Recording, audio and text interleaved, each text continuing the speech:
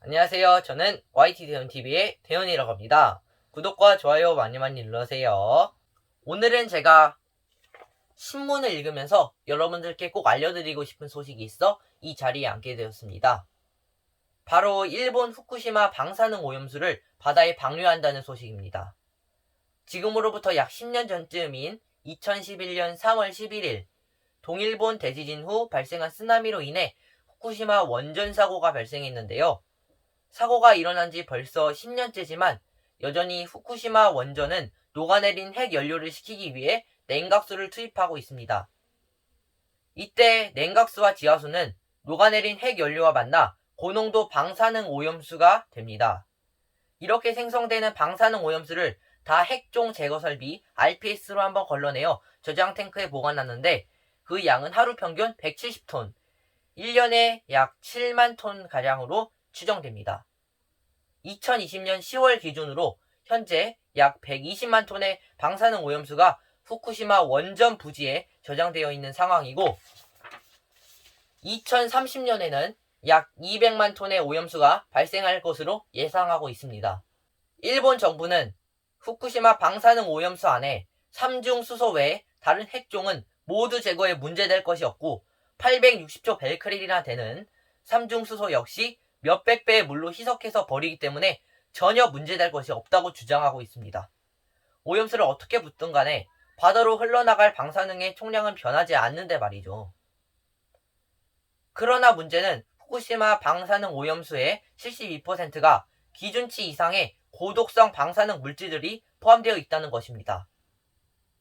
일본 정부도 현재 상태의 방사능 오염수를 그대로 버릴 수는 없다고 생각해 바다로 방류하기 전에 알프스로 2차 정화 작업을 통해 전신마비, 골수암, 폐암, 갑상선암을 유발하는 세슘, 뼈에 잘 흡착되어 골수암, 백혈병을 유발하는 스트론튬 90, 코발트 60, 폐 염증과 종양을 유발하는 안티몬 등등의 핵종을 제거하겠다고 주장하고 있습니다.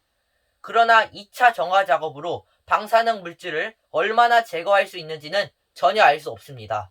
결국 2차 정화 작업 역시 방사능 오염수, 해양 방류를 위한 보여주기식 행위에 불과하다고 할 수 있습니다.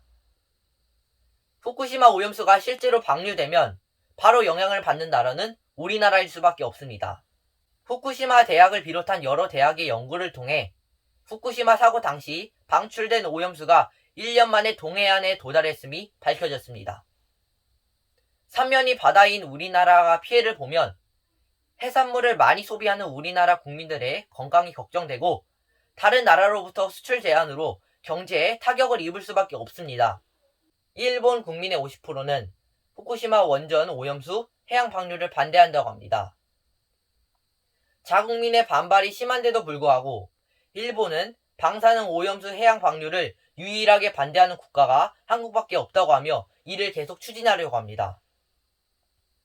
자신들과 그 후손들까지 피해를 보면서 왜 그럴까라는 생각이 들었고 또 저는 여기서 방사능 오염수 해양 방류 반대를 외치지 않는 국가, 특히 강대국들에게 한마디 하고 싶습니다. 다른 나라들은 자신들이 일본으로부터 떨어져 있어서 피해를 전혀 받지 않는다고 착각하고 있습니다.